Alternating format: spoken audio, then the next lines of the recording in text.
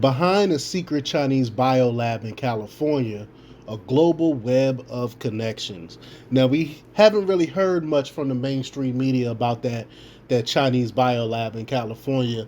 They kind of poo-pooed it and not talked about it much because I think it's definitely some deep dark secret stuff going on there. It's crazy that the mainstream media seems so disinterested in a Chinese lab. One of our adversaries, the Chinese, have a lab in our country. So we're gonna talk a little bit about this. We're gonna break this stuff down. But before we get started, go ahead and hit that like button, share this out so we can get this information out there. Subscribe if you're not already a subscriber, and hit that alarm bell so you know when I'm putting out new stuff. Also, check out my link tree in the description. It has a link to my Patreon where I talk about things I can't talk about here. There's also a link to my Instagram and my merch store. Also, check out my Instagram. I've been putting out tons of news, tons of information there lately because they've been trying to censor me, and whenever they try to censor me, that just makes me want to go harder. All right. Also check out jjthepsychotherapist.com for news as well. I put out tons of information, lots of content. All right, let's talk about this news here. The revelation of a clandestine Chinese biolab operating in California has led to a complex investigation. This investigation has unveiled a convoluted network of shell companies that obscure ownership and regulatory loopholes. These loopholes cause delays in both the cleanup process and informing the public. In March, the public became aware of a secret biolab operating in Reedley, California, located approximately 25 miles southeast of Fresno. This warehouse had biological hazards that had actually been discovered months earlier on December 19th, 2022, by Jeslyn Harper, a code enforcement officer from the city of Reedley Fire Department. She actually did her job. Miss Harper stumbled upon the warehouse due to an anonymous tip regarding the supposedly vacant building. To her astonishment, she uncovered thousands of viral containing bacterial and viral agents, including coronavirus, chlamydia, E. coli, streptococcus pneumonia, HIV, hepatitis, herpes, rubella, and malaria. This operation, run by Prestige Biotech Inc., was also packaging and dispatching COVID 19 and pregnancy test kits and housing nearly 1,000 laboratory mice. This is crazy that they would be doing all of this under one roof. Ms. Harper promptly reported her findings to the city of Reedley, which contacted the FBI on the same day. However, managing the numerous pathogens, chemicals, and biological hazards required the involvement of multiple agencies, including city, county, and state authorities, as well as federal agencies such as the FBI, the Centers for Disease Control and Prevention, the Environmental Protection Agency, and the Food and Drug Administration. A whole bunch of government entities. So let's talk about the bioweapon facility's discovery. The warehouse, situated at 850 I Street in Reedley, was originally constructed in the 1950s primarily as a food packing facility where trucks would load up in the alcove area in front of roll up doors. Ms. Harper's investigation began when she received an anonymous complaint about vehicles parked in the alcove. Upon inspecting the site, she also noticed a garden hose entering the building via a propped up open door, which raised concerns about a potential plumbing violation. Y'all know I reported on this before. But Miss Harper knocked on the door and found three individuals packing pregnancy tests. They initially cooperated, but as she moved further into the building, they became evasive. Inquiring about the purpose of the lab mice, she received vague responses.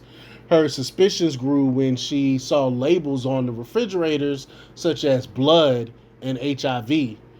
Realizing the potential hazards, she left the building and reported her discovery to city of Reedley officials, who promptly engaged the FBI. And the FBI conducted an investigation throughout January 2023 and eventually declared the warehouse safe for city employees in early February.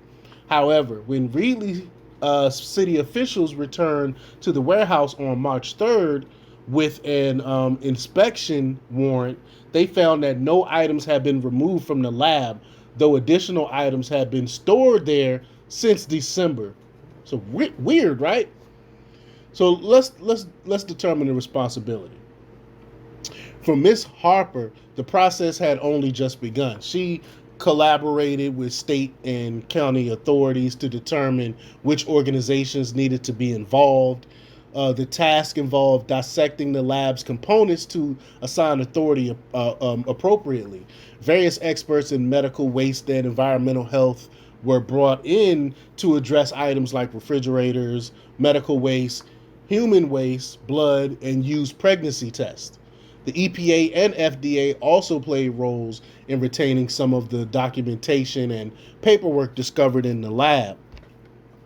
Each item had to be addressed individually, and a multitude of departments had to be consulted depending on what was found within each drawer, box, container, refrigerator, and pallet.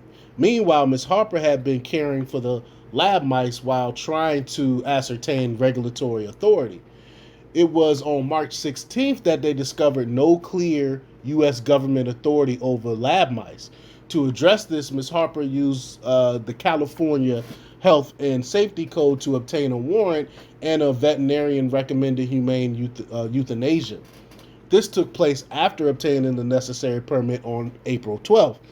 All other biological materials were removed by July 8th after an abatement warrant was authorized by the Superior Court of California, Fresno County, and other assets were removed during the first 2 weeks of August. To address the issue at a legislative level, the Reedley City Council passed an emergency ordinance number 2023-008 on September 12th, temporarily banning the establishment of warehousing and laboratories with biosafety levels 2 through 4 within the city limits. The city of San Carlos in the Bay Area has a similar ban in place. So ownership of the secret lab. Let's dig deep into this. Now, the Reedley Biolab belongs to Prestige Biotech Inc., but delving deeper into the complex web of companies and employees reveals that all paths ultimately lead to Jai Bei, or Jai Bei Jesse Zhu, a Chinese national with the Canadian passport. Shortly after this, articles came out about on October 19th, Mr. Zhu was arrested in California, facing charges related to manufacturing and distributing misbranded medical devices and making false statements to the FDA. A sealed indictment had been filed on October 18th. Mr. Zhu could face up to 3 years in prison for misbranding and 5 years for false statements, according to the U.S. Attorney's Office for the Eastern District of California. Court documents allege that between December 2020 and March 2023, Mr. Zhu and others manufactured, imported, and sold and distributed hundreds of thousands of COVID-19 and other test kits in the United States and China, doing so through companies like Universal Meditech Inc. and Prestige Biotech Inc., all without proper authorization.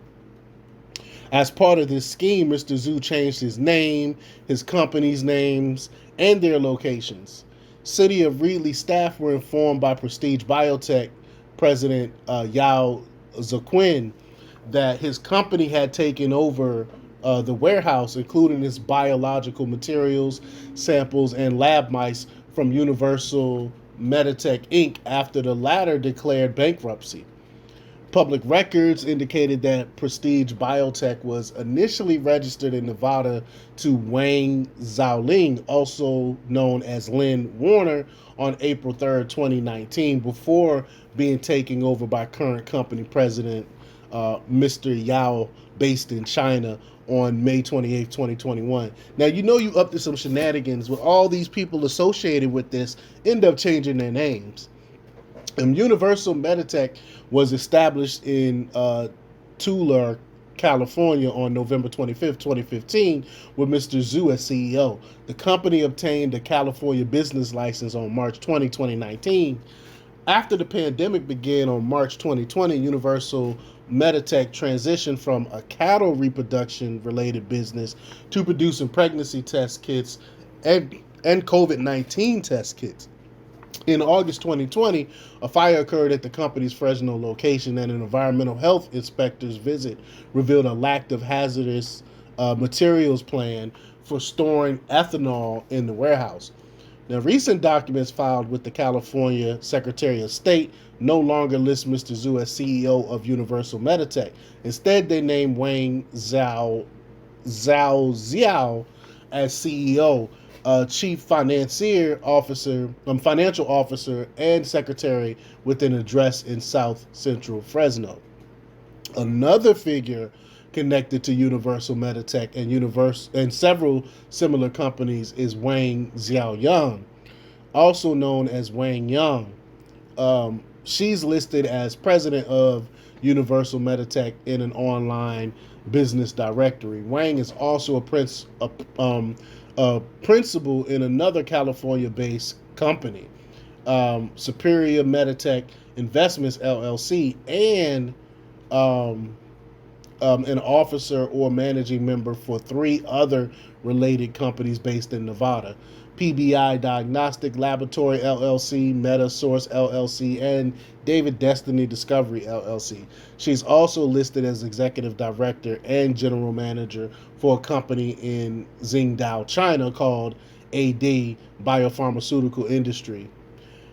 The general manager of AD Biopharmaceutical is also the president of Prestige Biotech, the secret biolab in Reedley that bailed out of Universal Meditech. All the executives and companies ultimately trace back to Mr. Zhu, the Chinese individual holding a Canadian passport. Now, Mr. Zhu and his companies have faced legal battles stretching from Canada to Hong Kong to the United States since 2008. In September 2010, Mr. Zhu filed a proof of claim as the owner of AD Biopharmaceuticals in a bankruptcy proceeding for yet another of his companies, Jingjing Genetics Inc. According to a 2016 ruling by the Supreme Court of British Columbia in Canada, Biopharmaceuticals' sole shareholder is a British Virgin Island company, Unique Way Technology Limited, which in turn is owned by guess who? You know, Zoo. AD Pharmaceutical address in Qingdao matches those of the other Chinese medical firms, such as Qingdao Gaudi Packing Material and AD Diagnostic. Import records show that most of these firms have shipped medical supplies to Universal Meditech and Prestige Biotech. Mr. Zhu resigned from his position as chairman of the board and general manager of AD Biopharmaceutical in November 2018, according to Chinese documents. Attempts to attain Biopharmaceuticals headquarters in China were unsuccessful, of course. So let's talk a little bit about Jesse Zhu's activities. I mean, because he seems like he's the one running everything.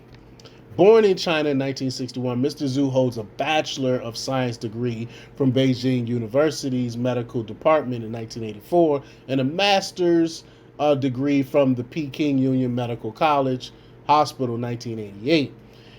He pursued his bio research at the University of British Columbia in Canada in 1991.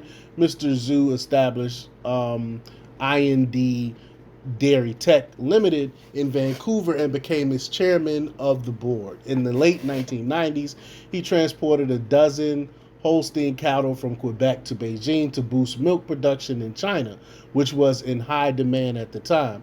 A decade later, his focus shifted to breeding technologies, leading in IND Dairy Tech to send Holstein Holstein semen and embryos to develop cattle herds, primarily serving customers in Canada.